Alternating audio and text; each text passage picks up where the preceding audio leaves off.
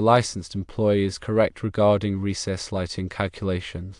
According to the National Electrical Code, you can count up to 4 recessed lighting fixtures as one circuit when calculating the load. This allowance exists because recessed lighting fixtures are typically low wattage and draw a small amount of current, so connecting up to 4 to a single circuit is generally safe without overloading it. However, there are exceptions to this rule. Firstly, if recessed lighting fixtures are installed in a damp or wet location, you must count each fixture as one circuit. Secondly, if the recessed lighting fixtures are controlled by a dimmer switch, you must also count each fixture as one circuit. This is because of the potential for increased current draw and heat generation associated with dimmer switches. It is always vital to consult the most recent edition of the NEC and any applicable local codes for specific requirements and interpretation. The NEC provides guidelines for safe electrical installations, and understanding these rules is crucial for preventing electrical hazards and ensuring compliance. When calculating the load for general lighting, including recessed lights, in a dwelling, the NEC specifies a minimum load of 3 volt-amps per square foot. This provides a baseline for the amount of electrical power that must be allocated for lighting in a given area. However, this is a general calculation for overall service and feeder sizing, not for individual branch circuit loading. For individual branch circuits serving lighting, the actual load of the lighting fixtures must be considered. The 3 volt-amps per square foot calculation is used to determine the service and feeder size, which are the main conductors bringing power into the building and distributing it to various branch circuits. Branch circuits are the individual circuits that supply power to specific outlets, lighting fixtures, and appliances. To determine the load on a branch circuit serving recessed lighting, you need to add up the wattage of all the fixtures connected to that circuit. For example, if you have 6 recessed lights, each with a 60-watt bulb, the total load would be 360 watts. You then divide the total wattage by the voltage of the circuit to determine the current draw in amps. For a 120-volt circuit, 360 watts divided by 120 volts equals 3 amps. The NEC specifies the maximum allowable load on a branch circuit. For example, a 15-amp circuit can handle a maximum of 1800 watts, and a 20-amp circuit can handle a maximum of 2400 watts. However, for continuous loads, which are loads that operate for 3 hours or more, the load must not exceed 80% of the circuit's rating. This means that a 15-amp circuit can only handle 1440 watts of continuous load, and a 20-amp circuit can only handle 1920 watts of continuous load.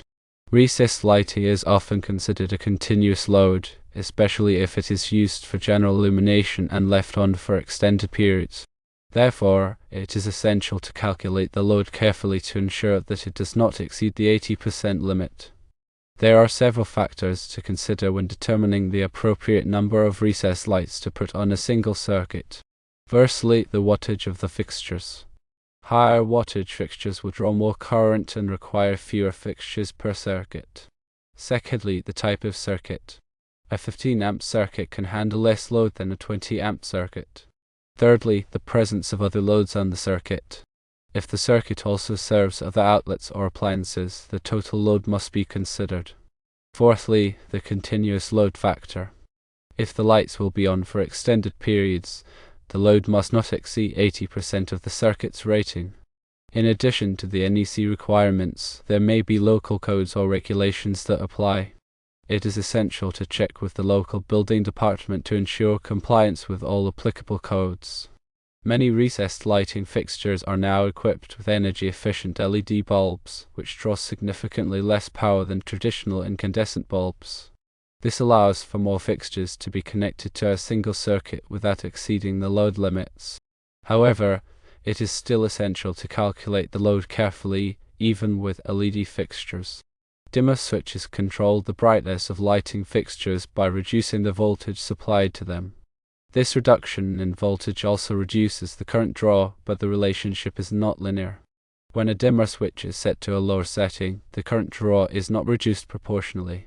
In some cases, the current draw can actually increase due to the way the dimmer switch operates.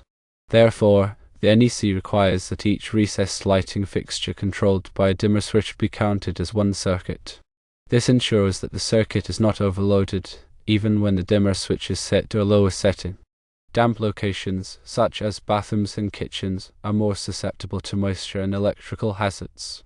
Therefore, the NEC has stricter requirements for electrical installations in these locations. Recessed lighting fixtures installed in damp locations must be specifically listed for use in damp locations and must be installed in accordance with the manufacturer's instructions. Additionally, the NEC requires that each recessed lighting fixture installed in a damp location be counted as one circuit. This is to ensure that the circuit is not overloaded and that the risk of electrical shock is minimized. When installing recessed lighting, it is essential to follow the manufacturer's instructions carefully. The instructions will provide specific information on the proper installation techniques, wiring methods, and safety precautions. Failure to follow the instructions can result in electrical hazards and void the product warranty. It is also essential to use the correct type of wiring for the installation. The wiring must be rated for the voltage and current of the circuit and must be suitable for the environment in which it is installed. In damp locations, the wiring must be moisture resistant. When making connections, it is essential to use approved connectors and to make sure that the connections are tight and secure. Loose connections can cause overheating and electrical hazards. Grounding is an essential safety feature of electrical systems.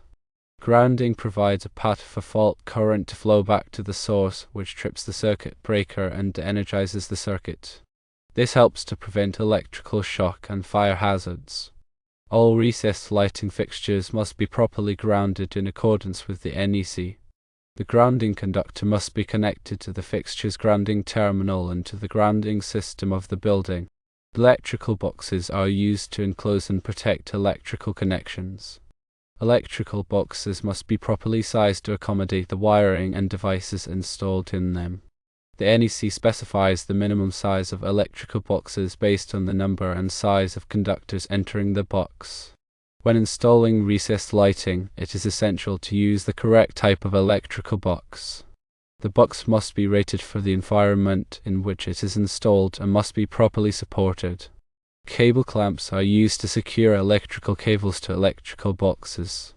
Cable clamps prevent the cables from being pulled out of the box, which can damage the wiring and create electrical hazards. When installing recessed lighting, it is essential to use cable clamps to secure the cables to the electrical boxes.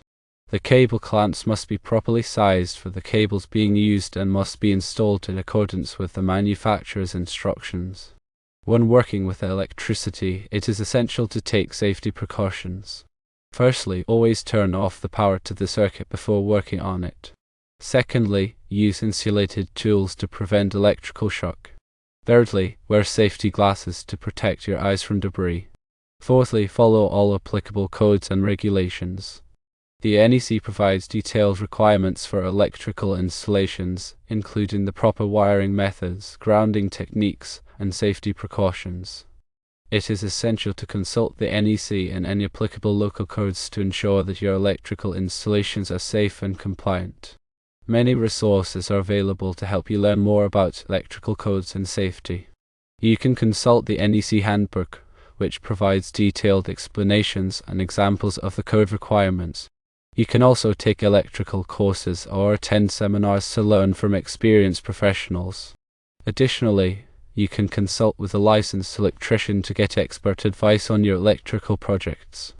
Understanding electrical codes and safety is essential for preventing electrical hazards and ensuring the safe operation of electrical systems. By following the NEC requirements and taking safety precautions, you can protect yourself, your family, and your property from the dangers of electricity. In summary, when calculating the load on a circuit for recessed lighting, you can typically count up to 4 fixtures as one circuit provided they are low wattage, not in damp or wet locations, and not controlled by dimmer switches. Always consult the latest edition of the NEC and local codes for specific requirements and exceptions. Prioritize safety by de-energizing circuits before working on them and using appropriate tools and techniques. Remember, the 3-volt amps per square foot rule is for overall load calculations, not individual branch circuits. Calculate branch circuit loads based on the actual wattage of the fixtures. Continuous load should not exceed 80% of the circuit rating.